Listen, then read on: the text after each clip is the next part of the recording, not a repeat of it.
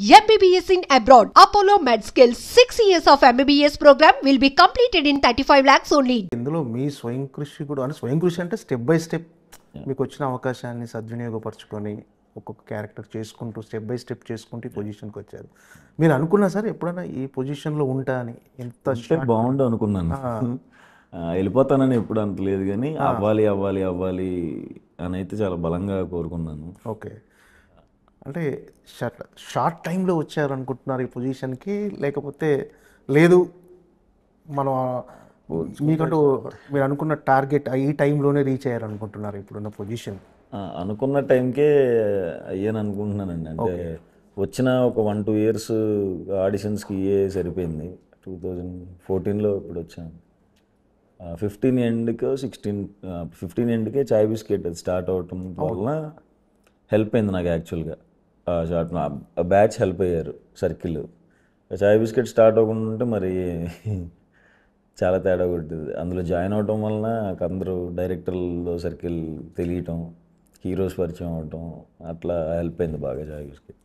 అంటే ఒక నటుడిగా అవుతానని ఒక మీకంటూ ఒక టార్గెట్ ఉంది, మీకంటూ అంటే నటుడు అవ్వాలనే ఇండస్ట్రీలో వచ్చారు, కానీ హీరో అవుతానని అనుకున్నారు? అనుకోలేదు, నిజంగా అనుకోలేదు. మంచి యాక్టర్గా మంచి మంచి రోల్స్ చేద్దాము అని అనుకున్నాను.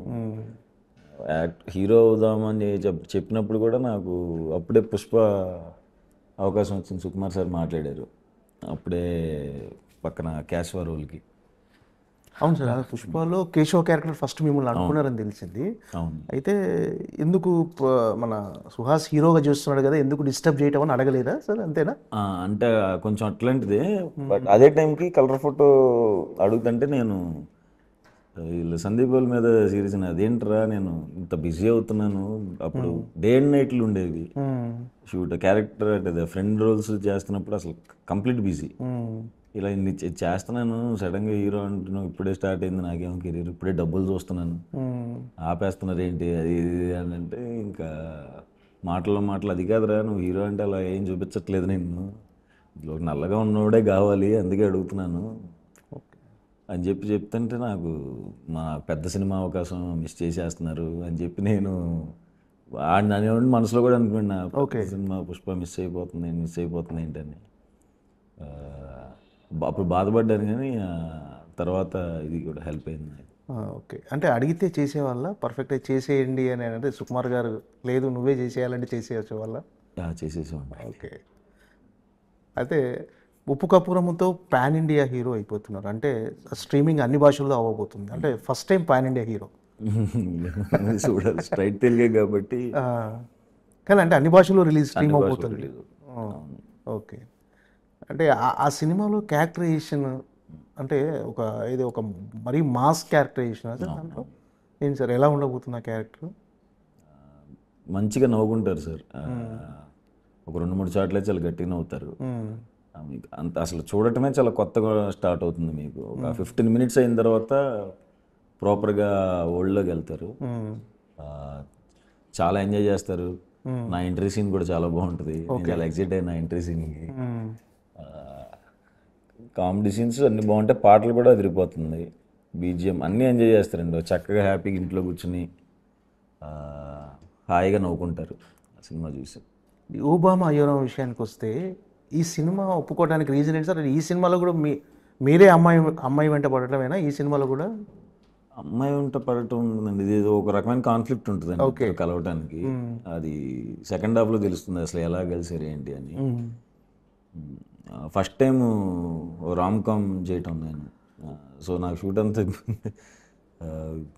ఎక్స్ప్రెషన్లు కొన్ని పెట్టేటప్పుడు నాకే సిగ్గేసింది, ఎలా పెట్టాలి ఇలాంటి ఎక్స్ప్రెషన్.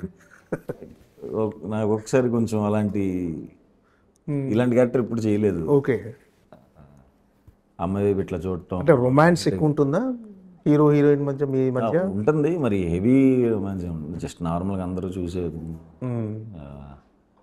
ఈ సినిమా ఒప్పుకుంటానికి నా డైరెక్టర్ రామన్న నాకు ప్రతిరోజు పండుగ నుంచి పరిచయం. ప్రతిరోజు పండుగలో అసోసియేట్ డైరెక్టర్. అప్పటి నుంచి ఇద్దరం బాండింగ్ కుదిరింది. అప్పటి నుంచి రెగ్యులర్గా మాట్లాడుకునే వాళ్ళం. హిట్ 2కి చీఫ్ ఐడీగా చేశాడు ఆయన. హిట్ 2 అప్పుడు కథ చెప్పాడు. హిట్ 2 అప్పుడు కూడా ఇప్పుడు నేను ఆ అమ్మాయి తల నరికే సీన్ ఒకటి ఉంటుంది. ఆ టైంలో వచ్చి కథ చెప్పాలి డార్లింగ్ అన్నాడు. ఆ టైంలో ఇలాంటి కథ వచ్చి చెప్పాడు. ఓకే. ఆ, నేను ఎట్లా ఉన్నాను నువ్వు చెప్తున్న కథ ఏంటి అని. పర్సన్ చాలా మంచివాడు అనమాట. డైరెక్టర్ నాకు పర్సనల్గా చాలా ఇష్టం. చాలా తక్కువ మందిని చూస్తాను అంత జెన్యున్గా. నేనంటే చాలా ఇష్టం ఆయనకి. ఆయన అన్నా కూడా నాకు చాలా ఇష్టం. సో చెప్పిన వెంటనే ఇమీడియట్గా చేసేద్దాం అన్నాను. అండ్ ప్రొడ్యూసర్ కూడా మంచి ప్రొడ్యూసర్ దొరికారు లక్కీగా. హరీష్ గారు కొత్త ఆయన కూడా ఇప్పుడు దేనికి కాంప్రమైజ్ అవ్వకుండానే ఖర్చు పెట్టారు. ఓకే. మంచి టీముని తీసుకొచ్చారు. మణికందన్ గారిని తెచ్చారు, డిఓపి రతన్ గారిని తెచ్చారు. అందరూ మంచిగా క్లోజ్ అయ్యారు. అందరూ బాగా వర్క్ చేశారు. అది అలా స్టార్ట్ అయింది. ఇప్పుడు రిలీజ్కి వచ్చేసింది. అంటే మీరు చాలా చూజీగా వెళ్తుంటారు కథల విషయంలో కానీ సినిమాల విషయంలో కానీ. అంటే ఈ సినిమా ఒప్పుకోవటానికి పర్టికులర్గా ఓబామా అయ్యోరామ ఒప్పుకోవటానికి రీజన్ ఏంటంటే క్యారెక్టరైజేషన్, కథనా, డైరెక్టరా? అంటే డైరెక్టర్ ఎలాగో మీకు తెలుసు అంటున్నారు. సో క్యారెక్టరైజేషన్, కథ ఎంతవరకు మిమ్మల్ని ఈ సినిమా చేయాలని ప్రభావితం చేసి? కథ విన్నప్పుడు నాకు చాలా ఇంట్రెస్టింగ్ అనిపించింది అండి. ఇంకోటి ఈ జోనర్లో ఎప్పుడు చేయలేదు కదా, రామ్ కామ్ ఎప్పుడు చేయలేదు, లవ్ స్టోరీ ప్రాపర్గా ఇట్లాంటిది చేయలేదు. సో అందుకనే ఇది ఒకటి ట్రై చేద్దాం అనిపించింది. ఓకే. క్యారెక్టరైజేషన్ డిఫరెంట్ అంటే ఇప్పటివరకు చేసిన క్యారెక్టరైజేషన్లో ఖచ్చితంగా అంటే ఎలా ఉండబోతుంది? అంటే మీది ఫుల్ ఎనర్జీగా ఉండబోతుందా హీరోయిన్తో పాటు? ఎనర్జీగా ఉంటుంది. సెకండ్ హాఫ్లో తనకు ఒక ట్రామా ఉంటుంది. ఆ ట్రామా బేస్ చేసుకుని సెకండ్ హాఫ్ కొంచెం రన్ అవుతూ ఉంటుంది. సడన్గా ఒక పర్సన్ వల్ల యాంగ్జైటీ, ప్యానిక్ అటాక్లు వస్తూ ఉంటాయి. అదంతా సినిమాలో ఉంటుంది. కొంచెం పేరెంట్స్ది సెకండ్ హాఫ్లో బాగుంటుంది. అండ్ నాకు ఇంకోటి ఆలీ సార్తో ఫస్ట్ టైం చేస్తున్నాను. ఆలీ గారు నాకు మావయ్య క్యారెక్టర్ చేస్తున్నారు. ఆయన కూడా ఎమోషన్ సీన్స్ చాలా బాగా కనెక్ట్ అవుతారు. అంటే మావయ్య క్యారెక్టర్ అండ్ పేరెంట్స్ క్యారెక్టర్ చాలా బాగుంటాయి. Full entertainment sir cinema. Entertainment ఉంటుంది, ఎమోషన్ కూడా ఉంటుందండి. ఓకే. ఆలీ సార్ది ఎమోషన్ ఇంకా ఎక్కువ ఉంటుంది సినిమాలో. ఈ సినిమాలో అంటే పాట కూడా పాడారు చాలా ఫుల్ ఎనర్జీగా, మంచి. ఏం సార్ అసలు ఆ పాట మీతో పాడించడానికి కారణం ఏంటి అసలు? ఏమో సార్, నేను ఫస్ట్ అంతా జోక్ చేస్తున్నారు అనుకున్నాను. రతన్ గారు చెప్తున్నప్పుడు పాడాలి అంటే ఏం మాట్లాడుతున్నారండి, అందరూ వాయిస్ బాగుంది అంటారు, ఇప్పుడు మళ్ళీ కామెంట్స్కి వచ్చి బాగుందన్నాం కదా అని పాట పాడుతున్నాం అంటే తిడతారు సార్ అని చెప్పి ఆయన వినలేదు. ఫస్ట్ టైం సార్ పాడటం మీరు ఒక సినిమా? నేను పాడతాను ఎప్పుడు అనుకుంటాను సార్ అసలు ఈ గొంతేసి. అంటే చిన్నప్పుడు బాత్రూమ్ సింగర్గా పాటలు పాడటం అలా అది కూడా ఏం లేదా? ఏదో నార్మల్గా అందరం పాడుకునేలాగే, కానీ సింగర్గా అంటే దానికి అయ్యే ఉండాలి కదా సార్. ఆయన బలవంతంగా పిలిచి ఫోన్ల మీద ఫోన్లు చేసి చెన్నై రమ్మన్నారు రతన్ గారు. వెళ్ళిన తర్వాత కూడా సార్ ప్లీజ్ సార్ ఆలోచించండి సార్ అని. తర్వాత నాకు అక్కడ లోపలికి వెళ్ళి అదే సార్ అక్కడికి వెళ్ళి పాడాలి అంటే, ఆ లోపలికి వెళ్తున్నప్పుడు కూడా నాకు టెన్షన్ వచ్చింది. వద్దు సార్ నా వల్ల అవ్వట్లేదని పాడితే, ఆయన పాడుతున్నప్పుడు అయ్యో చెప్పారు వాళ్ళ లాంగ్వేజ్లో, ఒకటి ఇక్కడ ఉండాలి ఒకటి ఎక్కడ ఉండాలి అని.